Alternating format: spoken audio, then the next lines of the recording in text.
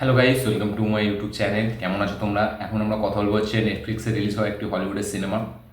সেটার নাম হচ্ছে আন্ডার প্যারিস। এটা একটা ক্যানাডিয়ান সিনেমা, ঠিক আছে? তো এই সিনেমাটি দেখলাম, কেমন লাগলো এই সিনেমাটি সেটা নিয়ে কথা বলবো। তো চলো ভিডিওটা শুরু করা যাক। তো এই সিনেমাটি কেমন লাগলো? এই সিনেমাটি একটি শার্ক মাছের সিনেমা, ঠিক আছে? তো মানে হাঙর মাছের, ঠিক আছে? এবার শার্ক মাছকে নিয়ে মানে যতই ফিল্ম হয়েছে, ঠিক আছে, তো তার একটা মানে আলাদা একটা এক্সপেকটেশন থাকে শুধু ওই মাছটাকে দেখার জন্য। আমরা যদি নাইনটিসেরও কথা বলি, যখন অনেক ছোট ছিলাম, ঠিক আছে, তার আগে স্টিভেন স্পিলবার্গ যখন প্রথম জস নিয়ে এসেছিল, সেই জস ফিল্মটাকে প্রচুরবার দেখেছিলাম এবং জস যখনই টিভিতে আসতো দেখার একটা আলাদাই মজা ছিল, কারণ তখন প্রথম একদম শার্ক মাছের সাথে ইন্ট্রোডিউস করি আমরা। তারপরে জস 2, জস 3 এরকম এসছে। তারপরে অনেক দিন পর না গিয়ে একটা ফিল্ম দেখেছিলাম টিভিতে, যেটার নাম ছিল ডিপ ব্লু সি, ঠিক আছে? সেই ফিল্মটা দেখেছিলাম, সেই ফিল্মটা বারবার টিভিতে দিত, সেইটাও দেখতাম। সেই ফিল্মটা একটা আলাদা মজা ছিল, তারও একটা মানে আলাদা একটা নস্টালজিয়া ছিল ডিপ ব্লু সি। তারপরে অনেক দিন পর শার্ক মাছ নিয়ে যতই মানে বাজে ফিল্ম হোক, ঠিক আছে, সেটা নিয়ে একটা আলাদা এক্সপেকটেশন থাকে, আমার তো থাকে চিরকাল। আমি যখনই কোনো শার্ক মাছ নিয়ে ফিল্ম আসে আমি দেখি। তারপরে বেরিয়েছিল 47 ডাউন মিটার কিছুদিন আগে, তার আগে বেরিয়েছিল মেঘ। মেঘটা যখন আসে অনেক দিন পর আবার সেই জস ফিল্মের মতো এক্সাইটেড ছিলাম, কারণ মেঘ একটা এমন ফিল্ম যেটা একটা শার্ক মাছের মানে এত পুরনো শার্ক মাছ দেখাচ্ছে যে নাকি পৃথিবীর সব থেকে মানে ডেঞ্জারাস একটা প্রাণী ছিল, ঠিক আছে? 10-20 লক্ষ বছর আগে ছিল। তো ওই যে কাহিনীটা, ওইটা দেখার পর, ওই সিনেমাটা ট্রেলার দেখার পর কিন্তু ওইটা নিয়ে ভীষণভাবে এক্সাইটেড ছিলাম। কিন্তু ফিল্মটা যখন পুরো কমপ্লিট করেছিলাম, সেই ফিল্মটা কিন্তু সেই আপ টু দ্য মার্কটা হয়নি, বা সেই জসের মতো হয়নি, সেই ডিপ ব্লুসির মতো হয়নি, যেটা দেখে বারবার দেখার মন যাবে। কিছু একটা শর্ট একটা দুটো যেগুলো ব্যাপক ছিল। তারপরে আসলো মেঘ 2। মেঘ 2টাও দেখার বিশাল এক্সাইটেড ছিল, মানে মেঘ 2 আসছে, মেঘ একটা এত বড় শার্ক মাছের মানে। মেঘ 2টাও তো আরও মানে অতটাই মানে ডিসঅ্যাপয়েন্টমেন্ট করেছে। তো ফাইনালি এবার এই ফিল্মটা আসলো আন্ডার প্যারিস। এবার এই ফিল্মটা আমি জানি যে শার্ক মাছের নামে এখন ফিল্মগুলো জাস্ট অন্যই একটা ফিল্ম হয়, ঠিক আছে? এই ফিল্মটা দেখার সময় আমার কোনো মানে এক্সপেকটেশন ছিল শুধু মাছটাকে দেখবো বলে, আর কিছু একটা মুভমেন্টস, আমি কোনো আহামরি কিছু এক্সপেক্ট করিও নি। আমি জানি একবার দেখবো হয়ে যাবে।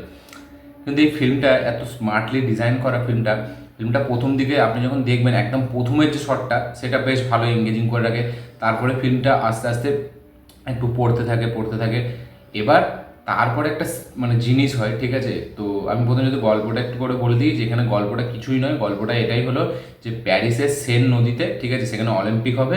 এবার সেইখানে একটি হাঙর মাছ ঢুকে যাচ্ছে, ইয়েস, একটি শার্ক মাছ সেখানে মানে বাই চান্স সেখান থেকে চলে আসছে কোনোভাবে। এবং এই যে শার্ক মাছের জাতটা, এটা খুব তাড়াতাড়ি বড় হয় এবং এরা প্রচুর মানে বাকি জন্ম দেয়, যাতে প্রচুর মানে এদের দলটা অনেক হয়ে যায়, বড় হয়ে যায়। তো এবার তারা সেন নদীতে চলে এসছে এবং অলিম্পিকটা হবে কীভাবে, এই নিয়েই হচ্ছে গল্প। এটার জন্য সিনেমাটি দেখতে হবে। এবার ওই যে বললাম, যখন সিনেমাটি পড়ে যাচ্ছে, এবার তারপরে পুলিশরা তাকে মারতে যায়, এ করতে যায়। তারপর থেকে সিনেমাটি খুব ইন্টারেস্টিং হয়ে যায়। তারপর থেকে দেখার একটা কিন্তু আলাদা মজা আছে সিনেমাটির।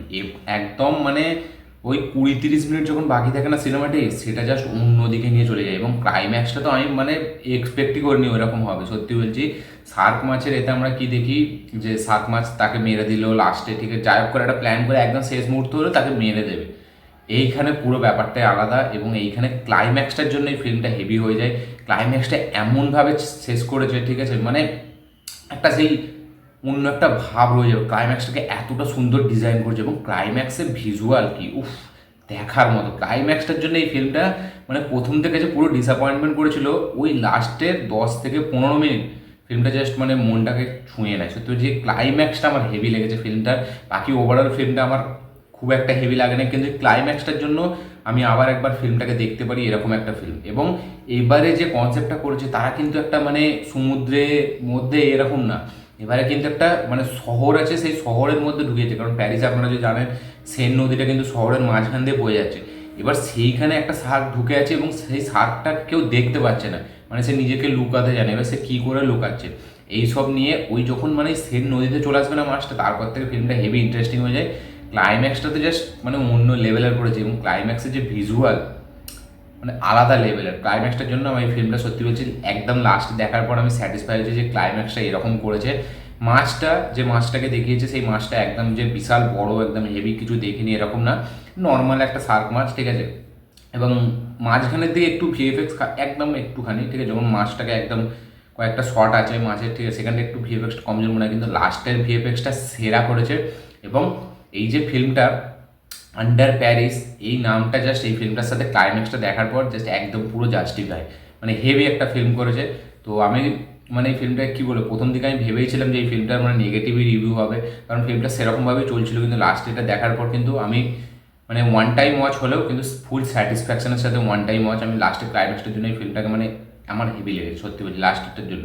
বাকি ওভারঅল নেগেটিভ তো অনেক কিছু আছে, প্রথম দিকে অনেক ভ্যাজ ভ্যাজ করে করে, ঠিক আছে, শার্ক মাছের ফিল্মে যেরকম হয়, লাস্টটা দেখে আপনার স্যাটিসফাই হবে। এমন নয় যে যেটা এক্সপেক্ট করেছিলেন সেটা মানে হচ্ছে না বলে মন খারাপ হয়ে যাবে, সেরকম না। লাস্টটা ক্লাইম্যাক্সটার জন্য এই ফিল্মটা একটু স্যাটিসফ্যাকশন করে যাবে। বাকি শার্ক মাছের ফিল্ম তো আমরা এখন সকলেই জানি শার্ক মাছের নামে ওই করা হয়। মেঘ একটা এমন ফিল্ম ছিল যেটাকে একটু অন্যভাবে ট্রাই করার চেষ্টা করেছিল, কিন্তু স্ক্রিন প্লে লেভেলে সেটা খুব মানে পড়ে যায়, ঠিক আছে। মেঘ কিন্তু হেভি একটা ফিল্ম ছিল যেটাকে মানে হেভিভাবে বানানো যেত, কারণ ওর যে কনসেপ্ট এবং মেঘের যে ভিএফএক্স ছিল সেটা কিন্তু আলাদা লেভেলে। যত শার্ক মাছের ফিল্ম এসছে সব থেকে বেশি হেভি ভিএফএক্স ছিল কিন্তু মেঘ এবং মেঘ টুতে ব্যাপক ব্যাপক ভিএফএক্স ছিল। তো এই ফিল্মটা এই যে মানে আন্ডার প্যারিস, সেটা লাস্টের ক্লাইম্যাক্সের জন্য আপনাকে হেভি লাগবে। আপনি যদি বিগ স্ক্রিনে দেখেন সেটা তো মানে আলাদাই মজা দেবে। নেটফ্লিক্সে রিলিজ হয়ে গেছে কালকে, আপনারা চাইলে গিয়ে দেখতে পারেন, ঠিক আছে। হেভি একটা ফিল্ম, লাস্ট পর্যন্ত দেখলে তবে বুঝতে পারবে, প্রথম দিকে অতটা ভালো লাগবে না, লাস্ট পর্যন্ত হেভি লাগবে। এবং যদি যারা না দেখে থাকেন অবশ্যই দেখুন, এবং যারা দেখে নিয়েছেন অলরেডি তারা কমেন্ট করবেন যে আপনাদের কেমন লেগেছে। এবং আমার এই রিয়াকশন ভিডিওটি ভালো লেগে থাকলে অবশ্যই লাইক শেয়ার কমেন্ট করুন। চ্যানেলটিতে নতুন হলে চ্যানেলটিকে সাবস্ক্রাইব করুন, বেল আইকনটি প্রেস করতে ভুলবেন না। দেখা হচ্ছে পরের ভিডিওতে, ততক্ষণের জন্য বাই।